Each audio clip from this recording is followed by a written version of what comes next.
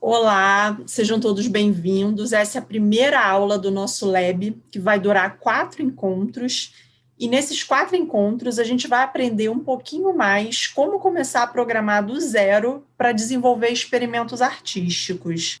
Esse minicurso é parte integrante da segunda edição do Festival Multiverso, uma realização da Urano Educação e Cultura, patrocinado pelo Governo Federal, Governo do Estado do Rio de Janeiro e Secretaria de Estado de Cultura e Economia Criativa do Rio de Janeiro, através da Lei Aldir Blanc. Agora eu vou passar a palavra para o Carlos Oliveira e para o André Anastácio. Antes de começar, eu queria muito pedir para o Carlos divulgar para vocês a nossa comunidade de encontros digitais. Eu fico tão feliz quando alguém explica tão bem o encontro digitais, é sinal de que as pessoas estão entendendo o propósito, né? É justamente esse espaço da gente trocar, se conectar e compartilhar conhecimento, né? A gente tem pouquíssima gente fazendo alguma coisa nessa interseção entre arte e tecnologia, de uma forma que está abrindo esse conhecimento, divulgando ele. Mas esses poucos que estão fazendo, fazem com muita energia e com muita generosidade, né? E eu acho que a consequência disso é a construção de uma comunidade muito bonita. O Encontros Digitais é justamente um espaço autônomo. Isso quer dizer o quê? Que ele é feito de código aberto e as contribuições das pessoas, elas são super bem-vindas. Sentiu falta de uma funcionalidade na plataforma, você pode ir lá, aprender a programar a plataforma e adicionar. Mas se você também não quiser se envolver tanto, você pode simplesmente ir no GitHub sugerir uma funcionalidade nova ou corrigir um problema que você reconheça. Aqui na aula mesmo tem várias pessoas que já fizeram várias reclamações lá e sugestões no GitHub, e a gente está se organizando para fazer um mutirão de correções e novas funcionalidades durante o Processing Community Day, que é outro evento legal da comunidade para a comunidade compartilhar mais conhecimento e gerar novas conexões. Então é isso, gente. Acesse aí o encontrosdigitais.com.br para aumentar as nossas relações e ajudar a construir isso também. Bom, vou passar a palavra para o André. Está sendo muito legal trocar com você, cara. Então, vamos lá, vamos trocar com todo mundo aqui. Valeu. Nossa, demais. Poxa, um prazer enorme. Boa noite, gente. Muito legal, assim, já escutar um pouquinho do background de vocês aí, sua trajetória de cada um, que cada um também espera. Estão escutando? Tá. As possibilidades são realmente múltiplas para desenvolver dentro da arte computacional, da arte digital, da cultura digital. Queria agradecer também o convite do Multiverso, né, que é uma realização super legal aí para educação dentro dessa cultura digital, também para difusão desse conhecimento e tudo mais. Então, agradecido aí. E vamos lá. Eu vou falar um pouquinho, dar uma visão geral assim, do que vai ser os nossos 4 encontros. Alguns estão entrando agora para poder ter uma noção assim, de como vão ser esses encontros. Esse primeiro encontro, eu vou assumir um pouco mais à frente dele e o Carlos vai dando suporte. No próximo, o Carlos vai assumir mais à frente dele e eu vou dando suporte. E a gente vai se equilibrando aí nessa mediação e tutoria.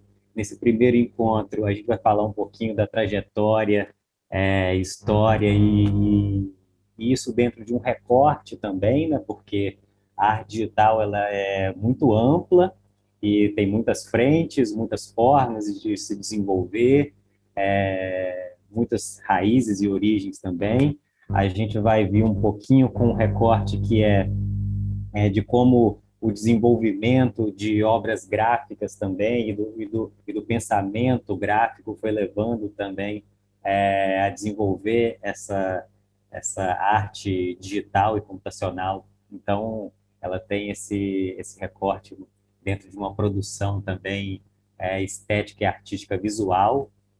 E aí o segundo encontro, ele já é com o Carlos, em que ele vai fazer um passo a passo com vocês, trabalhando o desenvolvimento de um código.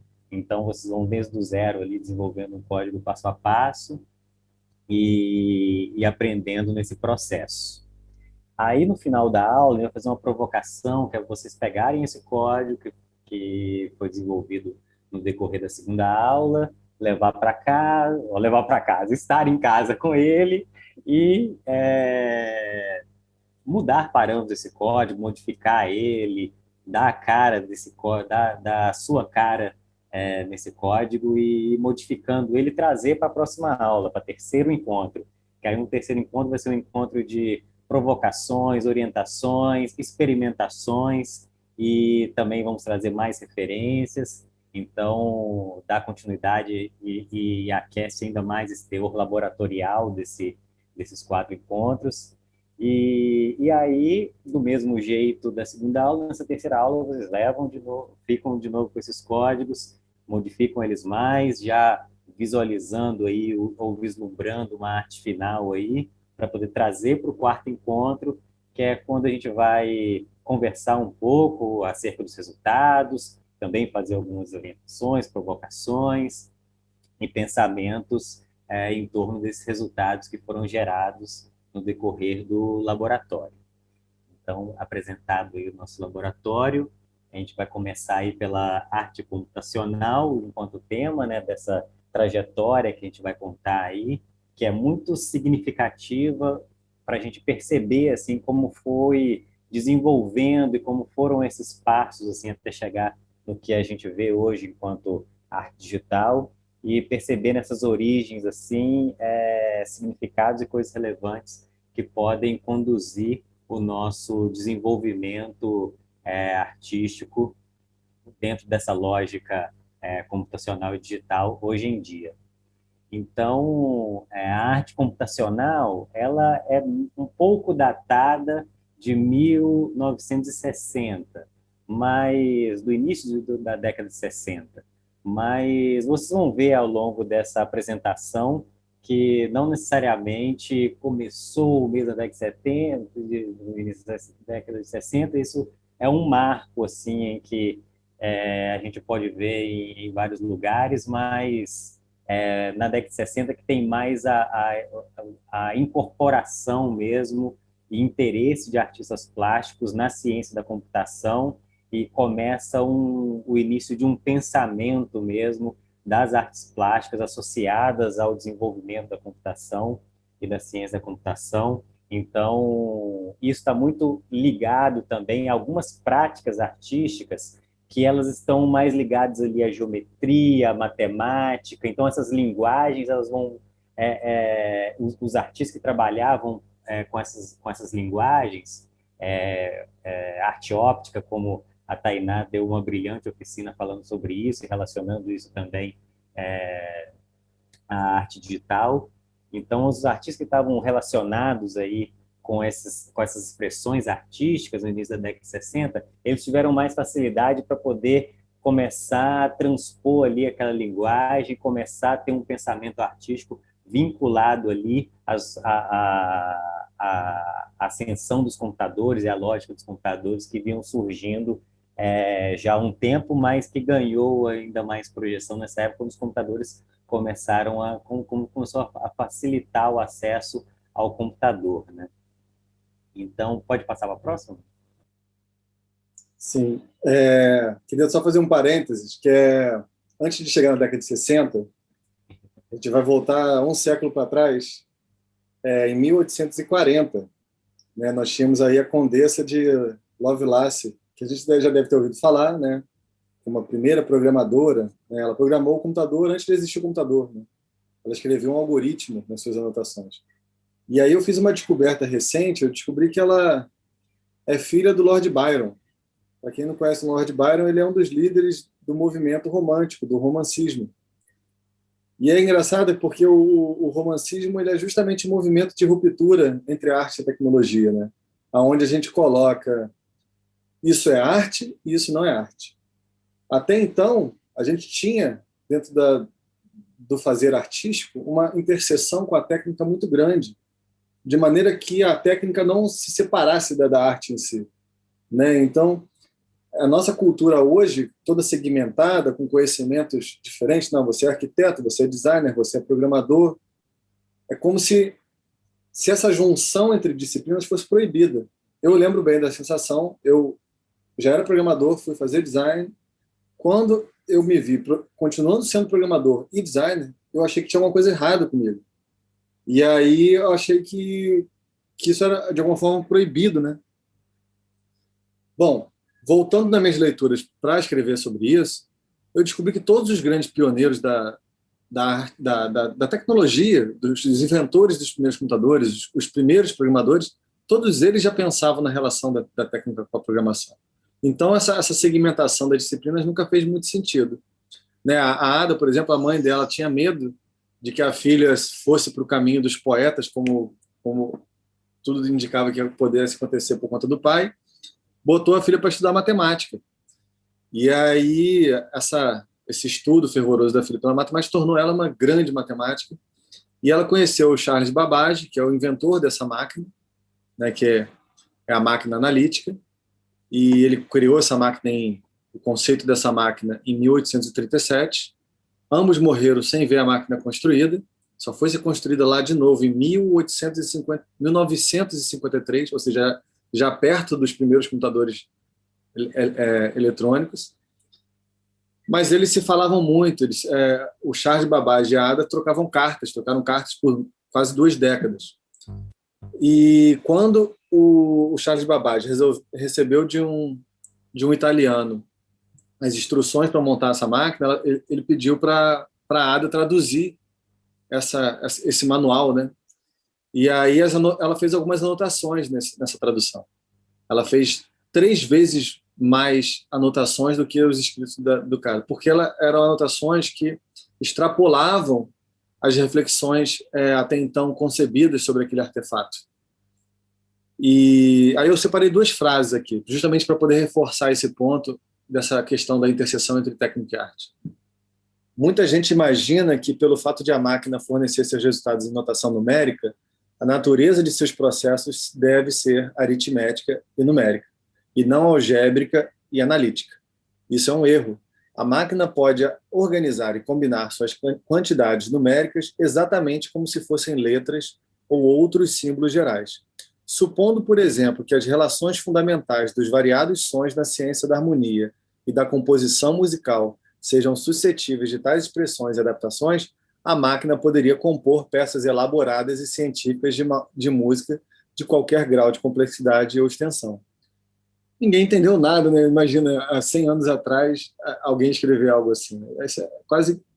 Vou crucificar essa pessoa, né? Tipo, é proibido você falar coisas assim, uma máquina... Mas hoje a gente está muito mais próximo de se relacionar com isso, né? Temos de prova aqui o Berim e o Vinícius, que estão fazendo música através do computador, né? Então, enfim, não vou me estender muito aqui, mas é importante a gente perceber que sejam quem vocês forem, se vocês forem designers, ou se vocês forem programadores ou outra coisa, tá tudo bem misturar, e essa mistura é muito legal para a gente justamente pensar novos usos e usos críticos dessas tecnologias. Esse pensamento do algoritmo também como uma estrutura poética, né? E aí o concretismo que a gente vai começar aí essa linguagem visual mais geometrizante, matemática, que também tem um pensamento que vai se aproximando um pouco mais dessa construção poética da arte digital que a gente tem hoje em dia, ele dá muitos sinais assim que a arte vai se aproximar dessa construção poética do código, já ali em meados, início de 1950. Essa imagem é do Valdemar Cordeiro, que ele é homenageado nessa edição do Multiverso. Chama, deixa eu só dar uma olhadinha aqui, Contradição Espacial. Ela foi produzida em 58 e ele também foi o desenvolvedor da arte eônica, que é não só uma expressão artística que ele fez aqui no Brasil, mas a gente vai falar um pouquinho mais à frente desse desenvolvimento de arte e tecnologia que ele inaugurou aqui no Brasil também, através da arte eônica.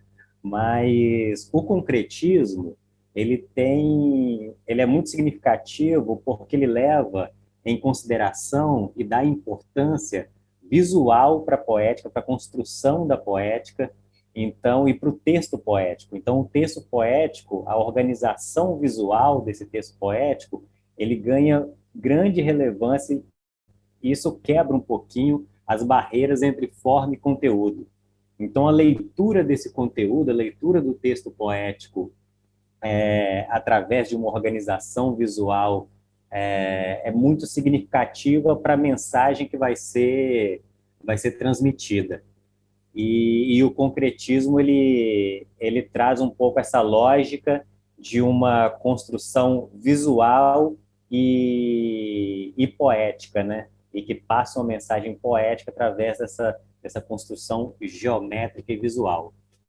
Pode passar para o próximo slide. Aí a gente tem um princípio do que é o concretismo, assim, né? Aí chama Para a Voz, é um livreto construído em 1923 pelo Mayakovsky e pelo Lissitzky. O Mayakovsky era poeta, o Lissitzky era designer. E aí, dentro das construções poéticas que o Mayakovsky fazia, o Lissitzky foi pensando como organizar essas construções poéticas de maneiras visuais. Então, a gente já vê aí uma forma de instrução e construção visual a partir daquela poética ali, né? Nessa primeira imagem que a gente tem aí da esquerda para a direita, é uma imagem muito famosa que é um anel, né? Esse anel, ele é um poema que o Mayakovsky fez para a amada dele, que chamava Lilian Ilvreda Brick, algo do tipo. Então, as iniciais dela era Liubi. Só que em russo, Liubliu significa amo. Então, as iniciais do nome dela repetida várias vezes, Liubliu, Liubliu, acaba virando amo, né? Liubi repetido, vira Liubliu, que é amo. Então, ele pegou esse Liubliu e organizou ele, as sílabas aí, e estão em russo, né? Eu não sei se alguns de vocês falam russo, mas essas sílabas aí tá Liubli em volta desse arco circular e também com algumas indicações, contrapesos e indicações de direção, de leitura, que faz com que você construa uma leitura circular e de peso e contrapeso entre essas sílabas, em que você vai ficar repetindo esse amo, amo, amo, amo, amo, infinitas vezes. Então tem essa construção poética, assim, que também ela só funciona a partir da leitura visual, né? Então é construída uma orientação aí para o olhar, uma orientação visual para essa leitura poética, em que o espectador ou o interator ali, ao entrar em contato ali com aquela construção poética, ela passa a funcionar à medida que ele vai fazendo essa leitura gráfica também da poesia que está ali exposta, né? Pode passar para o próximo.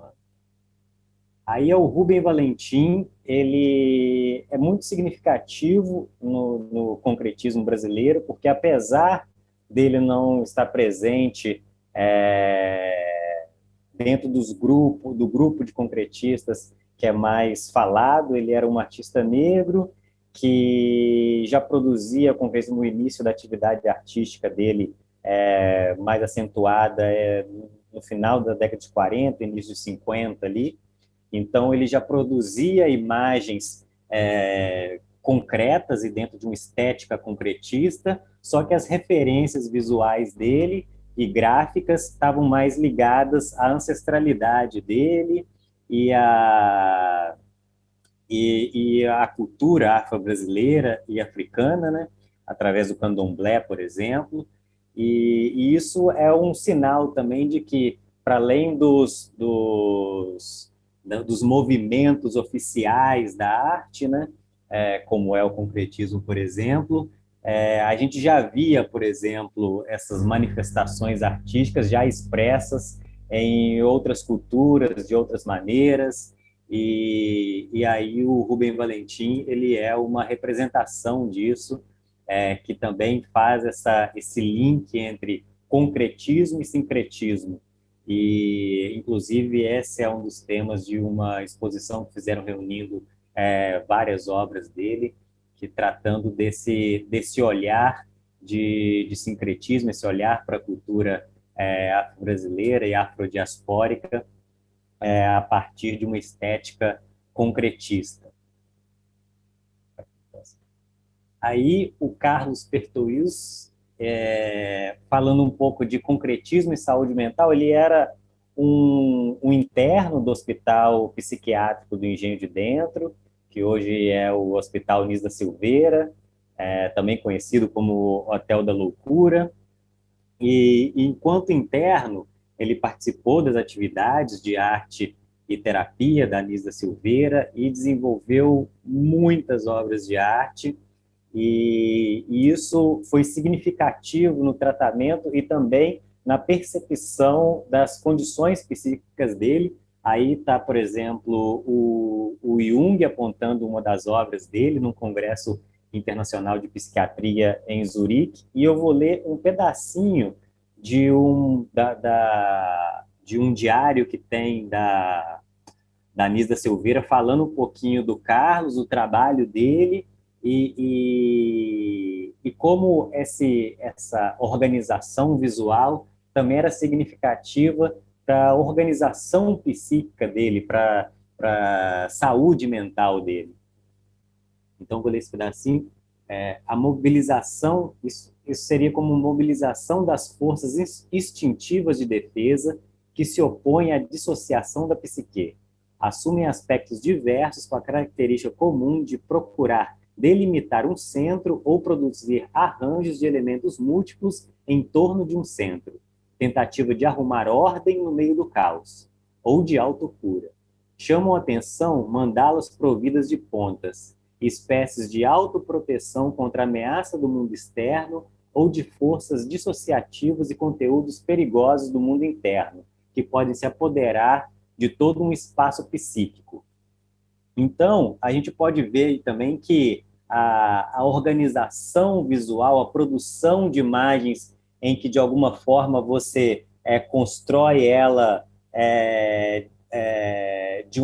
com uma certa métrica, e essa métrica e esse fazer métrico, de alguma maneira, organiza o seu pensamento também, a sua concentração.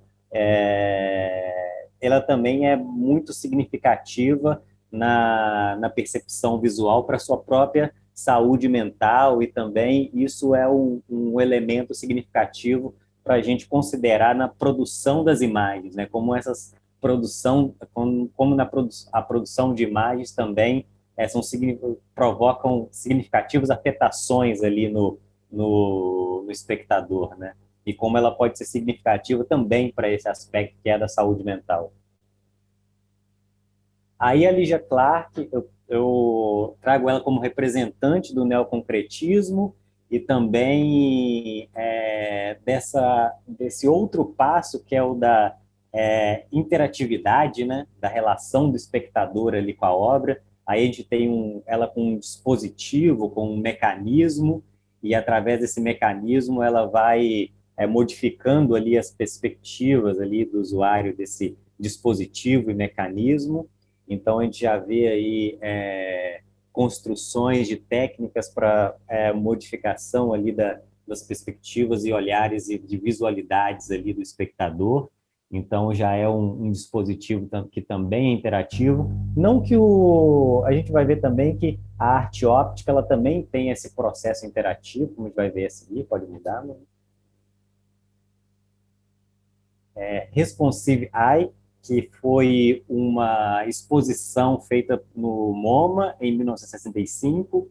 Ela também é significativa, né, na inauguração dessa arte que trabalha com tecnologia, né, da arte computacional. Não necessariamente ela tinha ali, se não me engano, ela tinha um ou outro trabalho que lidava com arte computacional, mas ela lidava muito com a op art, né, que é a arte óptica, E na arte óptica, a gente já vê o princípio também, assim como no neoconcretismo da G. Clarke, da participação do espectador, que à medida que ele se movimenta também no espaço e vai trafegando o olhar dele pelas obras, a obra também vai ali se modificando, se alterando, ela também tem um aspecto cinético, né? Mesmo sendo ali uma construção estática, ela tem esse aspecto cinético que corresponde ali ao olhar do espectador ali, do movimento do espectador no espaço. Então, ela já compreende ali um resultado de relação do espectador com a obra, se movimentando e observando ela para gerar modificações nessa obra. A gente já vê significativas formas estéticas assim que são relativas à arte digital e o Creative Coding como a gente vê hoje em dia. Essa exposição ela teve quase 180 mil visitantes, apesar dela ter problemas com a crítica mais conservadora da arte, né? Por considerar apenas ilusão de ótica, mas ela teve uma significativa importância nesse processo aí da chegada da arte digital. Pode passar para o próximo. Aí é o Nouvelle Tendance, ele é um movimento artístico que surgiu na Iugoslávia em 61. Ele também teve nas suas primeiras exposições uma ligação muito forte com a Op Art. Uma das pessoas que inaugurou esse movimento foi um brasileiro, o Almir Mavigner. Ele foi também a pessoa que começou o ateliê com a Anísio da Silveira para terapias a partir da arte. Ele foi muito significativo no Brasil e depois no desenvolvimento desse ateliê lá no Hospital Anísio da Silveira, e depois ele foi para a Iugoslávia quando fundou esse movimento, e quando chegou em 68, a primeira exposição que deu início a esse movimento foi em 61. Mas em 68, que foi a quarta edição, ela já trazia ali artes gráficas produzidas com computador, desenhos gráficos produzidos com computador. Então, ela é significativa nesse sentido de ser também uma das primeiras exposições que trazem projetos gráficos produzidos numa relação entre artistas e cientistas da computação, que juntos ali desenvolveram uma série de peças para essa exposição em 68. Pode ir para o próximo. Aí é o Cybernetic Serendipity, que também é uma exposição de 68, muito importante na Inglaterra. O interessante dela é que ela já é uma exposição de arte e tecnologia, já em 68, que ela reúne diversas plataformas de arte feita com computadores, arte feita digitalmente, arte feita com máquinas, né? Arte computacional. Então, ela tem desde arte sonora, produzida com computadores, ela tem artes gráficas produzidas com computadores, ela tem vídeo, robótica, ela tem arte mecânica, né? Então, ela já tem várias ali linguagens, ela reúne essas várias linguagens artísticas da cultura computacional, da arte computacional, numa exposição. Então, ela é muito significativa nesse sentido. Aí pode passar para o próximo. E aí a gente também tem a arte eônica, que ela foi curada e ela também serve como ela foi uma exposição inaugural da arte computacional no Brasil. Ela foi curada pelo Valdemar Cordeiro e ela é muito interessante também porque ela reúne aqui no Brasil diversas peças gráficas também, produzidas não só pelo Valdemar, como por outros artistas nacionais e internacionais, que desenvolveram técnicas, às vezes, junto com cientistas da computação, para produzir imagens, como é esse caso aí da imagem produzida pelo Valdemar para essa exposição. Aí, para isso, eu convido até o Carlos para falar um pouquinho dessa imagem, que ele conhece ela bem, se ele quiser falar um pouquinho sobre isso. Eu convido até o Carlos para falar um pouquinho dessa imagem, que ele conhece ela bem, se ele quiser falar um pouquinho sobre ela. Hoje a gente teve a oportunidade de ouvir a filha do Valdemar, né, a Ana Lívia, maravilha, então. apresentando a obra, né? Tá lá no canal do YouTube também, que daqui a pouco essa aula também vai estar no YouTube, então já pode até botar o link aí em algum lugar da tela. Mas foi muito legal porque eu já conheci um pouco da história, mas hoje eu aprendi várias curiosidades legais dessa imagem também. Primeiro que a gente tem que lembrar que os primeiros computadores, esses computadores dessa época, eles eram computadores gigantes e que para você operar esses computadores era necessário uma equipe, né? A figura do programador, ele era uma figura que às vezes ficava lá trocando o fio de lugar ou ficava colocando os cartões, programava essa máquina, né? E a figura do artista, ela era quase que desconectada da figura do programador, porque o conhecimento necessário para você programar uma máquina dessa era um conhecimento de engenharia, que hoje, né, com os avanços do processing e de toda essa rede, esse ecossistema de linguagem de programações que facilitam o acesso da gente para a programação, a gente consegue novamente restaurar essa união dessas duas figuras, que é o artista e o programador, ou qualquer disciplina criativa e essa disciplina técnica. Então, nesse momento, o Valdemar fazia o quê? Ele estava ali já com uma bagagem histórica enquanto artista muito forte, ele já tinha uma visão crítica sobre a arte e sobre as técnicas muito forte. Quando ele olha o trabalho dele, uma possibilidade de explorar o computador enquanto uma possibilidade técnica para a criação artística, ele já olha com essa crítica social. E isso foi muito inovador, porque todos os outros que estavam fazendo isso, ok, pode ter algum outro que tenha feito uma crítica social, mas era muito mais sobre a técnica em si, sobre essa máquina criando uma arte que às vezes é generativa, aleatória, em forma de grid.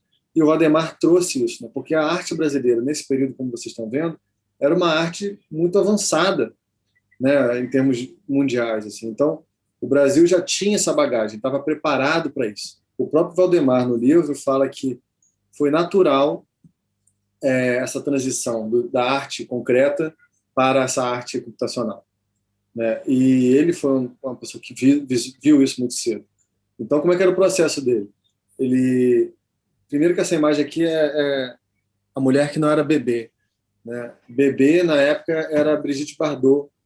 Tudo só se falava de Brigitte Bardot. Brigitte Bardot dominava a mídia.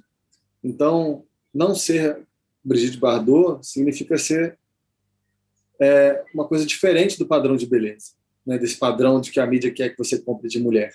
Então, a mulher que não era bebê, ele escolheu uma criança vietnamita durante o período da Guerra do Vietnã. Né? Então, essa mulher não é bebê. Essa mulher é outra mulher. Vamos falar sobre essa outra mulher aqui. Então, você vê que tem uma aura muito forte, tem uma poética muito forte a imagem dele. Você pegar essa imagem, ele pegou a fotografia do jornal, levar para uma gráfica, receber de volta um processo de retícula, e nesse processo de retícula ele conseguir classificar se a cada pontinho dessa retícula, se era um pontinho preto, ou seja, com maior grau de escuro, essa imagem ela ganhava uma nota. Então, o preto, no caso, o mais escuro seria número 6, e o mais claro da imagem seria 0. E toda essa graduação. E ele tabulava esses dados. A própria tabulagem dos dados já reconstruía a imagem de alguma forma.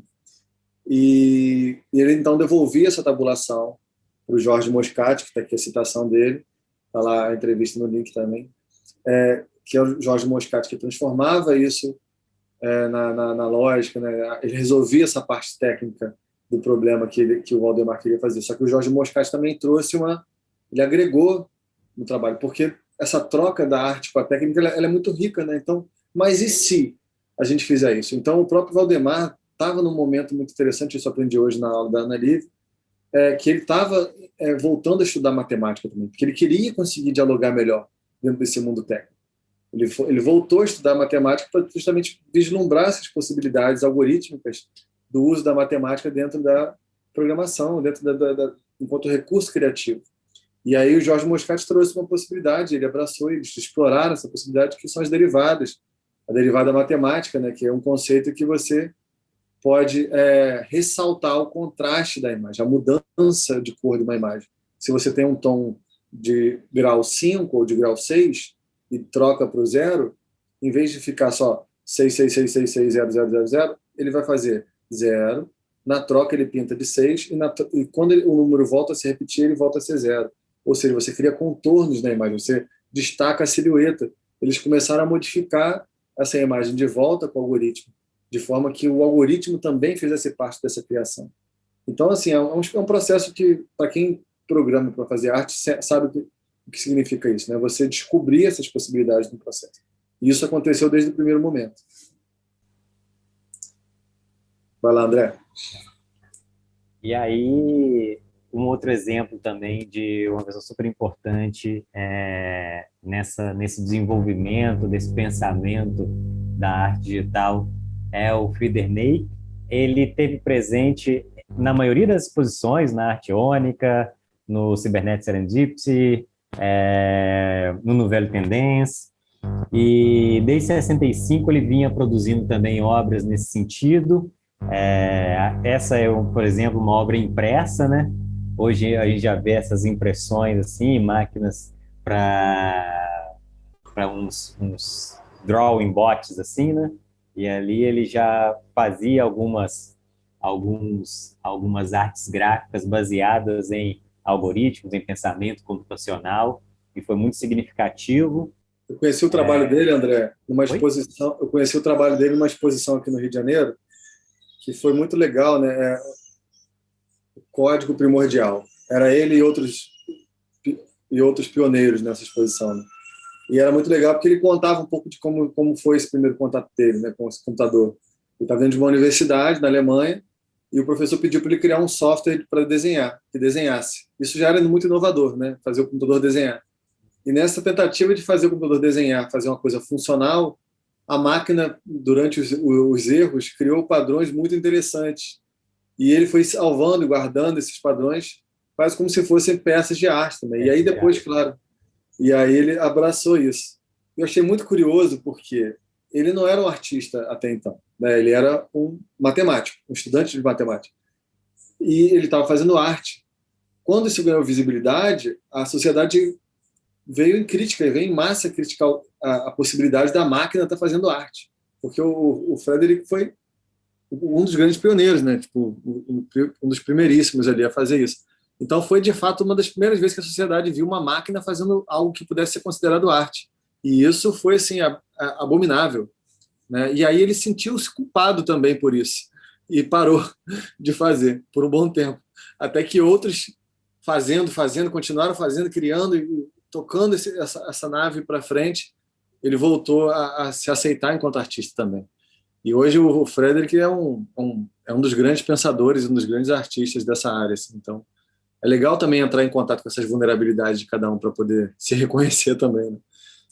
Sim, e ele fez um livro, inclusive, que é super importante, assim, nessa relação transmídia, assim, transdisciplinar, assim, entre a arte e a ciência da computação. O livro o livro acho que é de 74, não sei.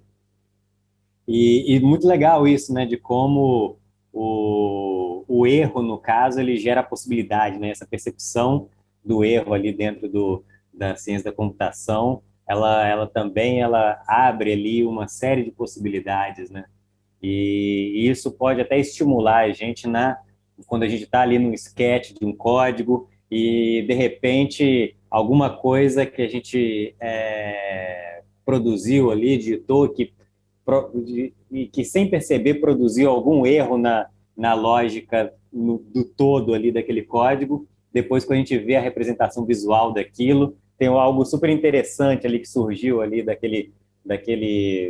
do que seria considerado um erro, né? E que, na verdade, aquele erro passa a ser possibilidade, passa a ser expressão estética e poética. Então, isso é muito legal nesse sentido. A gente pode passar o próximo. Aí tem um artista também que é muito significativo, que é o Saul LeWitt. Então, o Saul LeWitt, ele, através de um projeto dele que chama... e aqui também a gente começa uma fase que a gente parte desse processo gráfico, estético da arte para um processo de desenvolver códigos e desenhar com códigos na tela, que é esse do wall drawing para o screen drawing, né? O wall drawing é esse projeto do Saul Lewitt, que, se eu não me engano, é do final da década de 60. Então, ele começa a produzir instruções para desenvolvimento de obras de arte, porque ele tinha uma ideia da obra de arte também ser desenvolvida quase como um projeto de arquitetura, em que você desenvolve ali as instruções e outra pessoa pode materializar e realizar aquele projeto, né? Inclusive, até de acordo com as referências daquela outra pessoa que vai materializar e desenvolver e realizar aquele projeto. Então, ele fez uma série dessas instruções, wall drawings, que são quase step by step ali, de como desenhar, de como fazer essa imagem gráfica aparecer numa parede. E também são não só instruções escritas, como instruções gráficas também. Tem umas que são só instruções escritas mesmo. E daí já começa esse pensamento, e aí também já tem uma ligação muito forte com o pensamento computacional, né? Com esse pensamento de escrever ali instruções que o computador vai desenhar depois ali na tela, e ele é muito significativo nesse sentido também. Aí a gente tem, hoje em dia, tem muita gente que pega as instruções do Saul Lewitt e coloca ela em plataformas como o Processing para poder reproduzir essas instruções que são feitas ali, que ele fez para código, e depois o computador traduz visualmente, né? Então tem uma tradução ali das instruções dele para código, depois do código para o visual. E então ele estimulou também muitas pessoas que trabalham com Creative Coding a se desafiar também, a fazer esses wall drawings e transpor eles em código, né? E como eles se materializariam se essas instruções fossem escritas em linguagem de código. Pode ir para o próximo, mano. E aí a gente chega num ponto também que é código e cultura, que é muito significativo como código. Hoje é mais possível perceber essa presença do código como algo significativo em expressão cultural, social e política. Nessa época ainda estava iniciando essa notação, essa percepção assim, do quanto o código é significativo enquanto objeto político-cultural. Hoje a gente sabe que os algoritmos, eles quase que orquestram muitas movimentações políticas e sociais, expressões, e a cultura tem um poder significativo também para poder expressar esse momento que a gente está vivendo, e também para questionar e ressignificar e filosofar em cima de toda essa construção do algoritmo para poder, enfim... Vou filosofar um pouco aqui, André. Desculpa. Imagina que a cultura é como se fosse uma cerca, onde tudo que a gente pode pensar está dentro dessa cultura, dentro dessa cerca. Pensar além dessa cerca é quase impossível para o ser humano, porque todo o seu repertório criativo ele é alimentado por essa cultura, por essa trama daquilo que você conhece. Um exemplo que eu adoro dar é do número zero, né? Os gregos estavam lá filosofando os números, inventando e criando matemática e tudo isso, mas eles não conseguiam conceber o número zero, porque para o grego, para a cultura grega, zero é o vazio, é a morte, aquilo era algo abominável. Então, pensar sobre o vazio era algo não desejável. Quem que inventou o número zero? Foram os indianos. Foram os povos anteriores aos indianos. Por quê? Para a cultura indiana, a morte, o vazio, é o nirvana. É tudo que eles querem. Então, a cultura indiana deseja o zero. para eles conceberem matematicamente o número zero, é quase que natural. Então, a gente transporta isso novamente para a parte criativa da nossa vida. O que é a nossa cultura? Né? É muito bom se perguntar isso. O que a minha cultura é? O que ela me permite pensar? O que ela não me permite pensar? Né? Então, por que a cultura do cancelamento está cancelando pessoas X ou Y e não empresas? Empresas que estão fazendo muito mais dano ao meio ambiente do que pessoas X ou Y. Então, tá tudo dentro dessa cultura, sabe? Que te fica puxando a pensar como a cultura te faz querer pensar. E romper com a cultura é muito difícil. A gente pode querer tentar fazer isso, mas é muito difícil, porque exige sair de tudo que você conhece e entrar num campo que, às vezes, você vai só conseguir quando você entra em contato com uma outra cultura. Então, é legal você navegar nesses ambientes para justamente você se permitir expandir também as suas próprias limitações. Né? Mas quando eu coloco dessa forma, parece que cultura é uma coisa ruim, mas não é. Na verdade, a gente tem muita coisa interessante da nossa própria cultura que a gente precisa trazer à tona e de uma forma crítica, refletir sobre o que estão colocando como imposto também sobre essa cultura, sobre uma outra cultura dominante que quer romper com algumas questões que são autênticas. Né? A gente tem um Brasil riquíssimo de culturas, mas a gente está tendo acesso a todas essas culturas ou a gente está repetindo um padrão de cultura que é de um outro país e pasteurizando a cultura do nosso próprio país. Então, a gente tem muito que dialogar sobre a ideia de cultura, criação e algoritmos. Né? Ainda mais trazendo o algoritmo para a roda, a gente vê que esse debate ganha outra potência. Né? Nossas vidas são totalmente influenciadas por esses algoritmos. Tudo que a gente faz hoje em dia está se relacionando de alguma forma com algoritmos. Me incomodou muito, por exemplo, quando eu estava no hospital com meu filho recém-nascido, ele teve algumas complicações depois de ter nascido, e eu fiquei 21 dias internado com ele. E nenhum médico conseguiu tomar nenhuma decisão sem olhar para um relatório que era impresso por uma máquina. Então, tudo que o médico fez obedecia ao relatório que a máquina cuspia. Se a máquina falasse, tem uma bactéria, tem uma bactéria. Se não tem a bactéria, não tem a bactéria.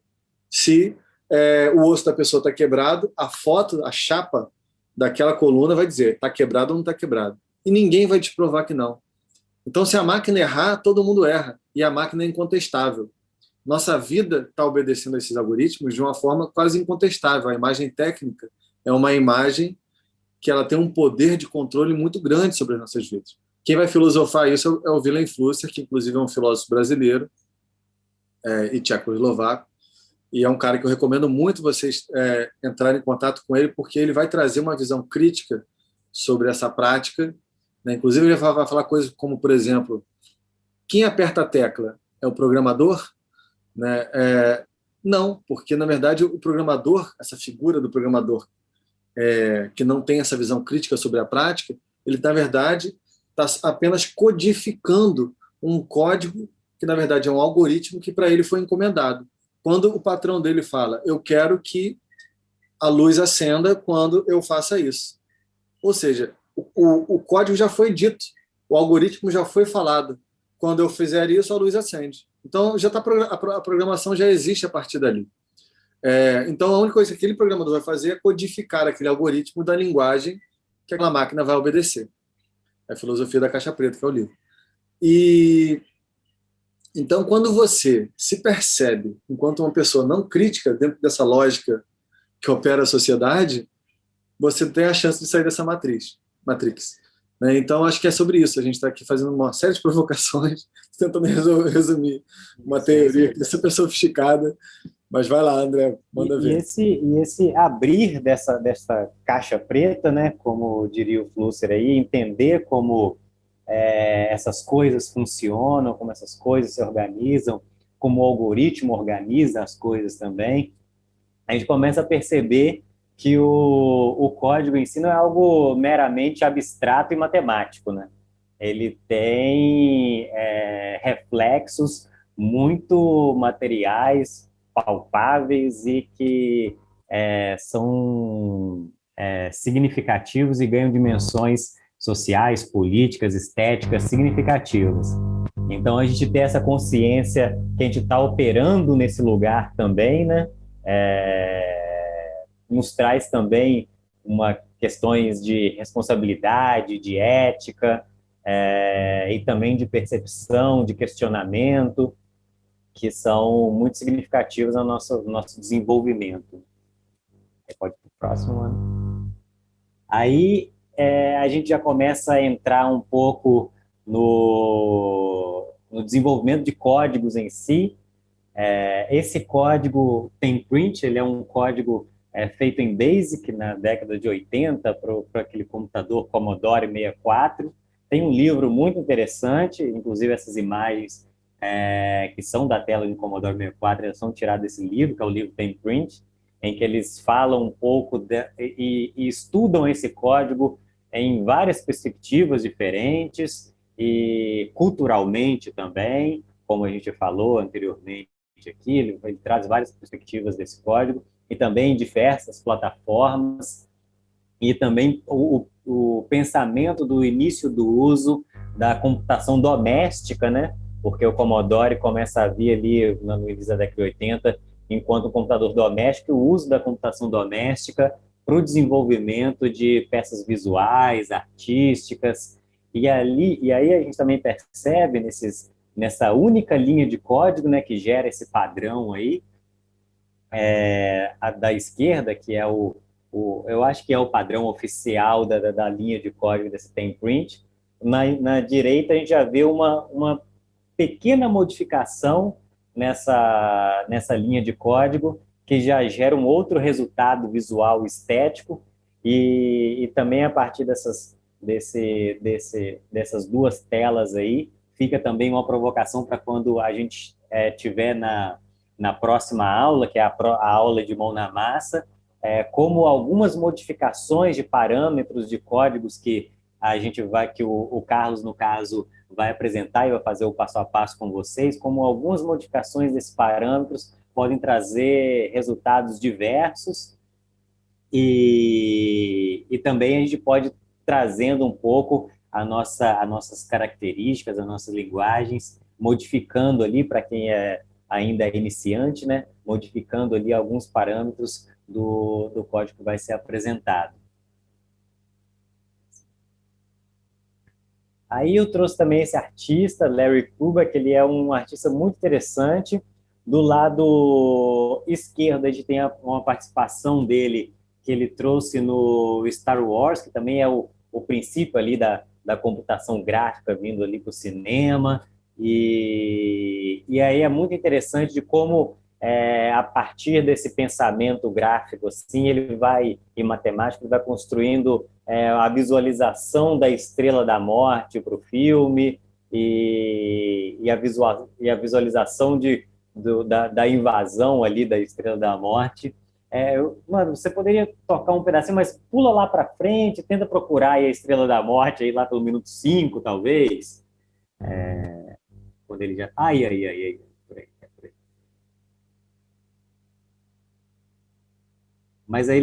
Mas lá para frente do vídeo, eu acho mais para o minuto 5, 6, não sei, talvez, bem mais para frente, ele já começa o desenvolvimento The approach that worked from this photograph of the matte painting of the Death Star and created a computer picture by combining a number of circles and arcs.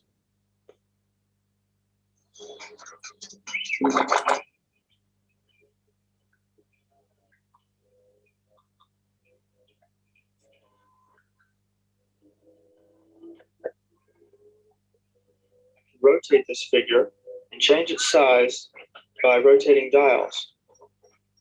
This computer, or the position of that point, is entered into memory. The object being created appears on the screen, and the cursor indicates the current position of the pin. Ele pegou ali uma maquete, existia uma maquete do Star Wars que foi usada nas filmagens, ele fotografou aquela maquete, foi parametrizando ela toda ali com esse quase tablet gráfico aí da época, né? E foi criando a visualização em 3 dimensões desse ambiente. Battle station is heavily shielded Eu acho que já está legal, mano. Depois a galera pode até procurar na internet o desenvolvimento dessa peça aí do Larry Kruger, que foi bem revolucionária para a época. Aí a gente pode mostrar um pedacinho da que está na direita também, que já é uma experimentação mais estética e poética, que depois ele dá prosseguimento para essas pesquisas dele, assim, estéticas.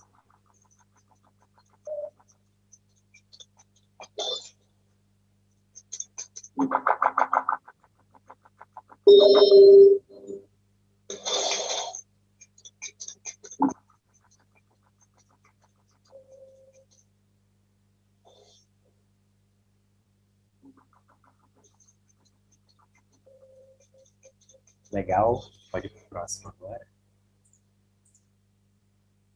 Agora eu vou falar um pouquinho da Demoscene, porque a partir do momento que começa a surgir os computadores domésticos, também começa a surgir os programas de computadores domésticos, e também começa a surgir os hackers de programas de computadores domésticos, que aí vão ser as pessoas que vão criar ali aquele crack para poder burlar a chave dos programas para disponibilizar para os demais usuários, né? Mas só que nessa chave que eles construíam, e nesse o que hoje em dia chamam de crack, né, para poder craquear os programas da época, eles geralmente desenvolviam algumas peças gráficas que eram exibidos logo no princípio ali de quando a pessoa rodava esse programinha para desbloquear softwares de computação, de computadores domésticos da época.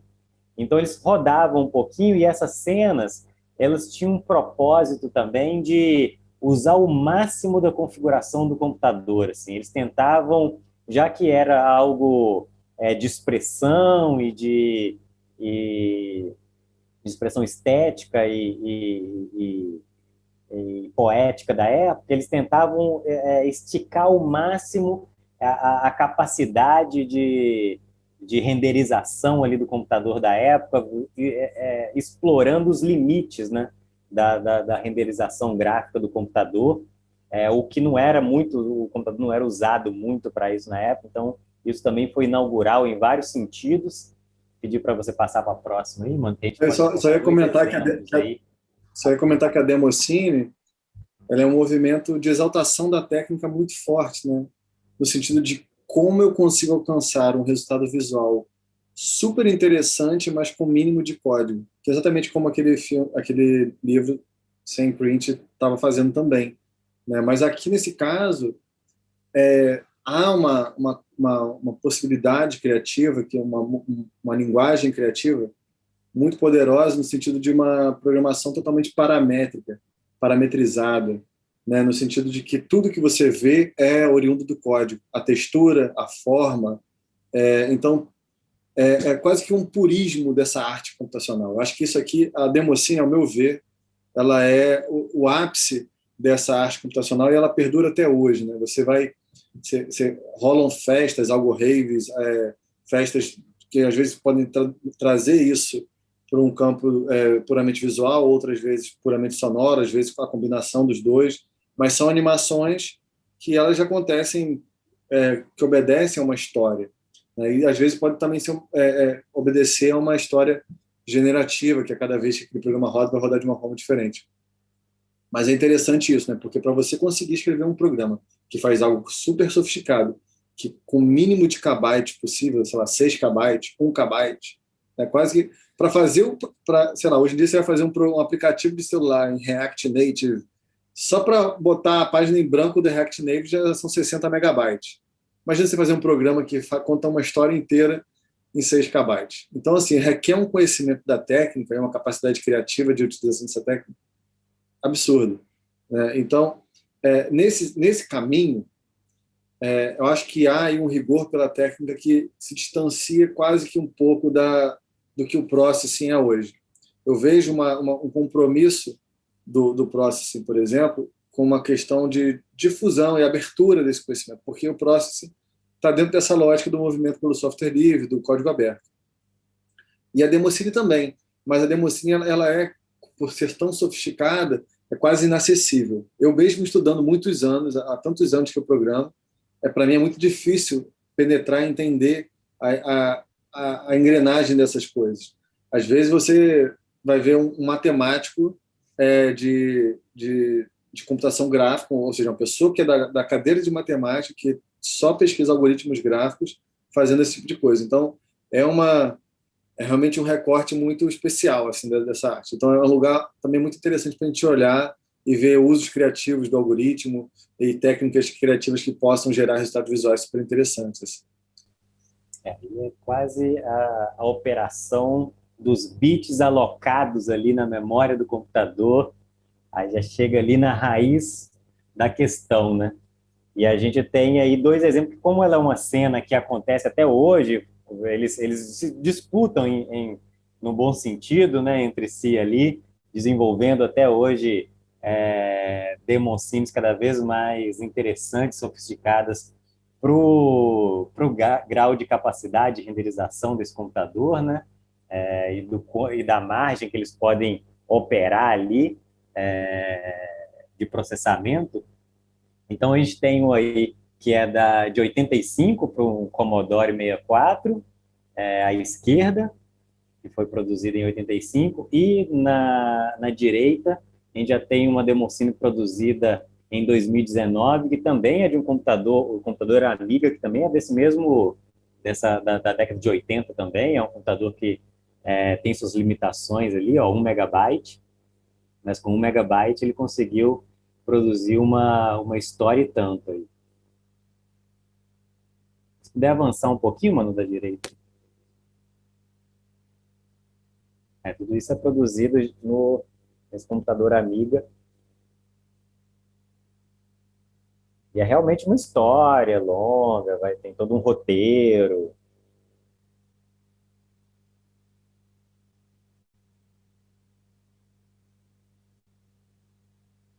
E é impressionante a qualidade gráfica, assim, para as limitações que tem, né?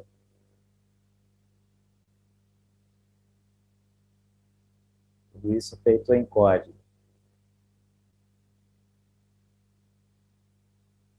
Então, beleza, mano. Acho que a gente pode ir para o próximo. Se vocês quiserem, depois podem buscar, assim, Perguntaram se nessa imagem aqui não tem textura. Nessa daqui eu acredito que tem. Tá? Geralmente é uma forma fácil de você identificar se tem textura ou não.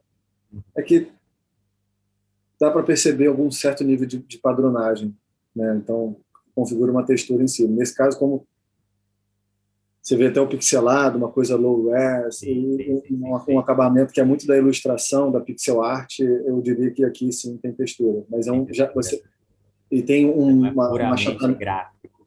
E tem um achatamento de cores aqui também muito comum da compressão máxima de uma imagem, né? Então, são formas muito criativas que as pessoas têm que ter para poder comprimir esse programa, né?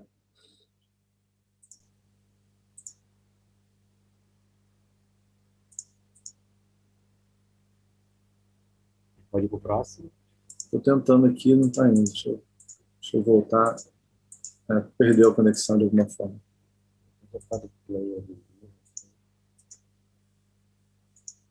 Foi. Então, mostrar para vocês algumas plataformas que vocês devem conhecer também, para quem já usa. São plataformas de edição de código, mas que também são comunidade, que as pessoas mostram ali os seus sketches. É quase um sketchbook também, de desenvolvimento ali de códigos, em que você vai testando, vai colocando trechos de código, vai testando esses trechos de código, vai rabiscando ali os seus trechos de código, consegue visualizar eles nesse editor. Também tem uma comunidade que é colaborativa, em que você pode pegar um outro código e modificar ele, ver os resultados dessa modificação. Então, é a plataforma que a gente vai usar a partir do próximo encontro, que é onde vai estar a nossa aula, e também a gente vai desenvolver algumas coisas aí nessa plataforma. Olha, por um acaso, volta aí, mano, por um acaso, quando eu entrei aí na plataforma para tirar esse print, até uma imagem sua ali, mano, olha só, Caramba, na página inicial do Open Process, maneiro.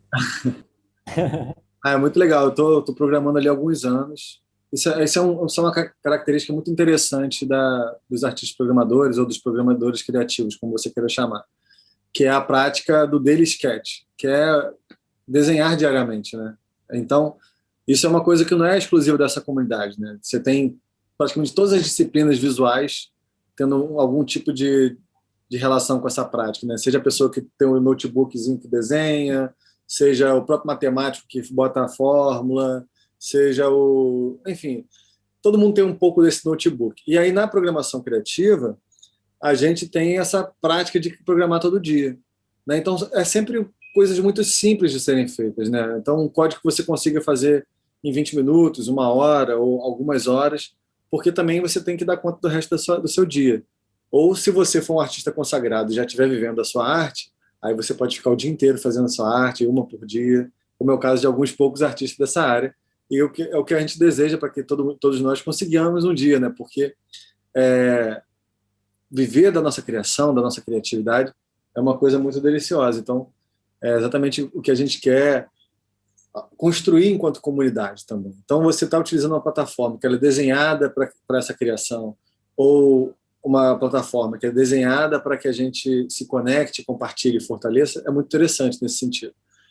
Aqui, no caso do Open Processing, conforme você vai criando, já vai ficando esse mural das suas criações. Então, como eu estou fazendo isso há muitos anos, eu já estou construindo uma rede ali que é bem legal, de pessoas que gostam do que eu estou fazendo, que estão dando like. Então, para mim, é mais fácil também entrar nesse mural de páginas de destaque. Por quê? Porque isso é uma coisa que é recorrente. Não é uma coisa que eu cheguei lá e fiz uma arte legal em um dia e fui embora da plataforma. Não, é uma coisa que você vai construindo essa rede e essas relações elas vão se suportando mutuamente, né?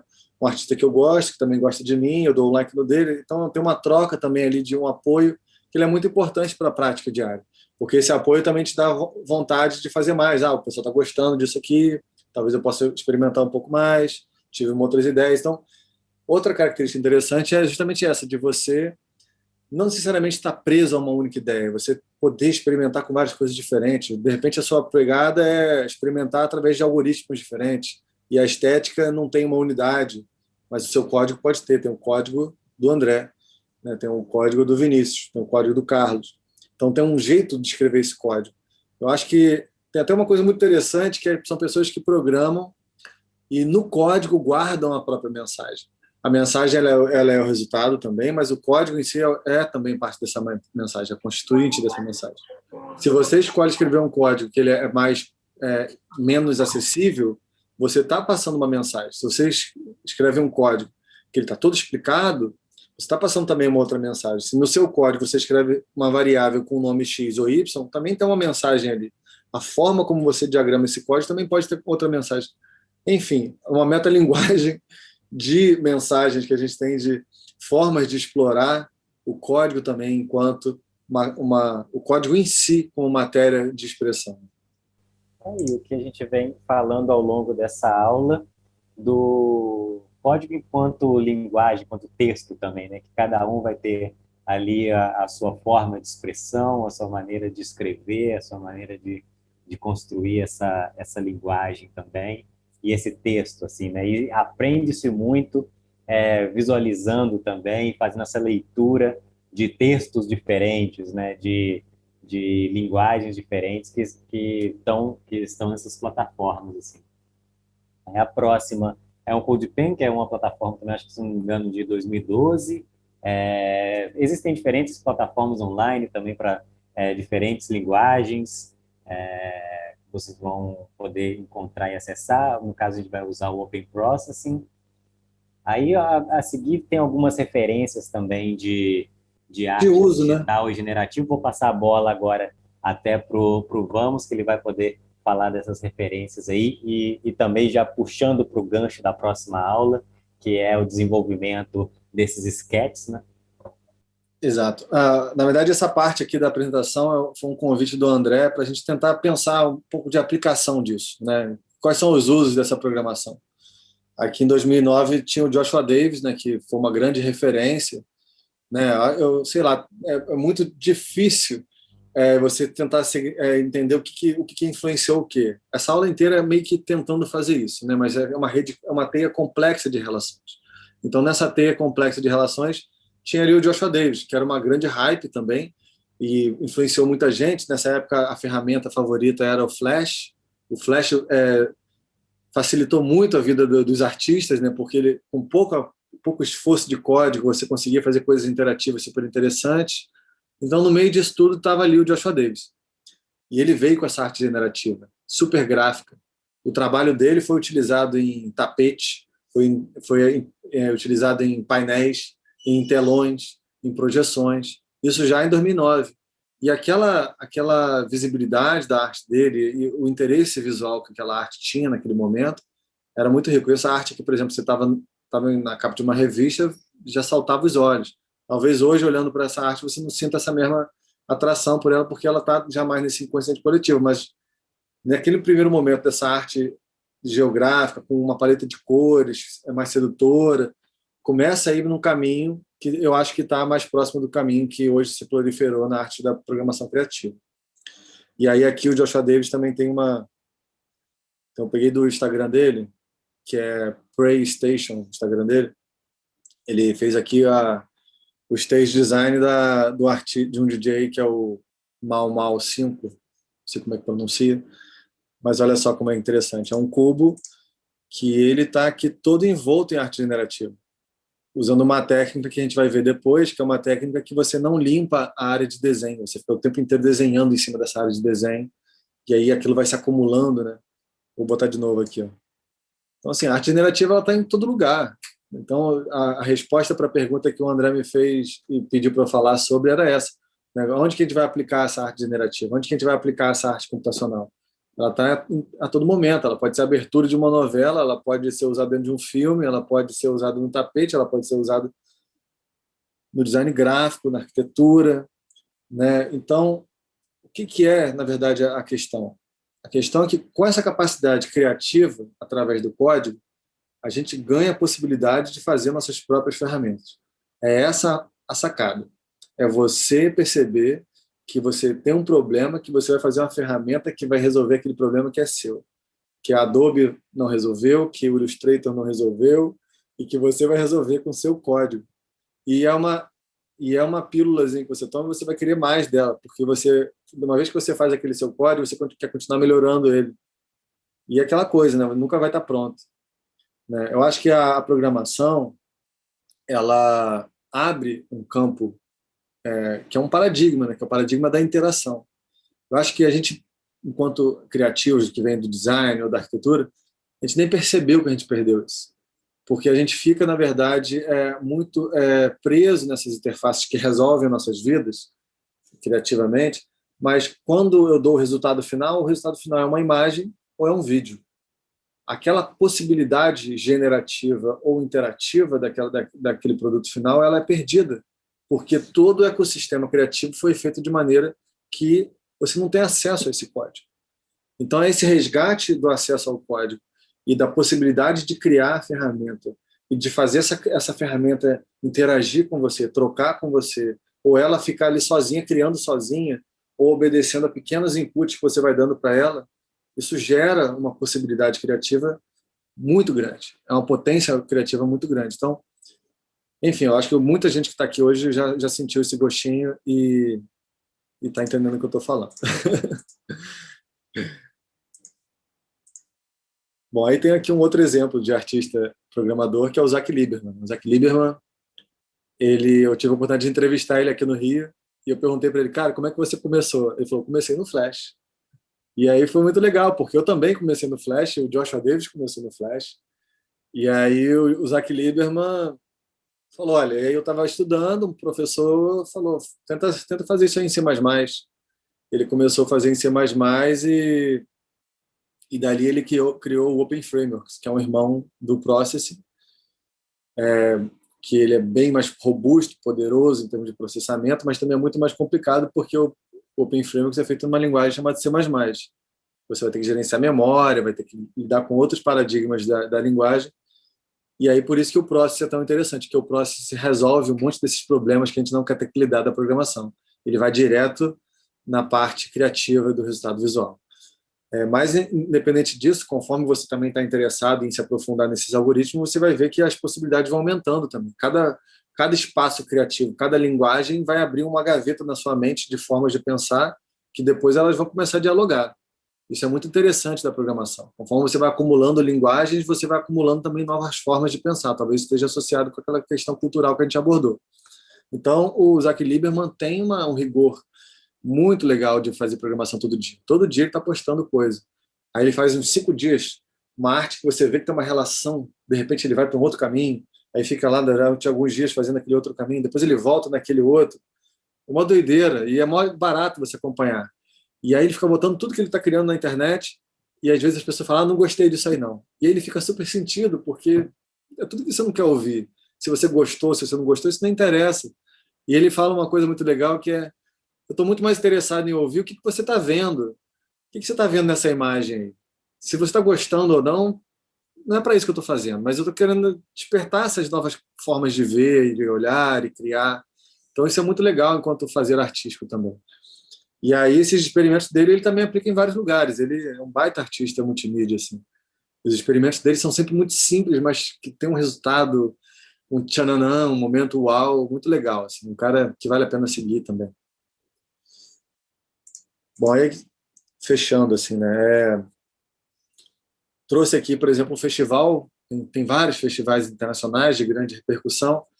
O Ars Eletrônica é um desses. Eles têm um espaço lá chamado Deep Space 8K, né, que é um ambiente imersivo de altíssima resolução. E aí você tem vários artistas exibindo nesse espaço. Então é como se aquilo ali fosse um quadro, e esse quadro ele é pintado de forma diferente por cada artista. Aqui nós temos a obra Order from Chaos, do Maxime, né, da Ordem ao Caos.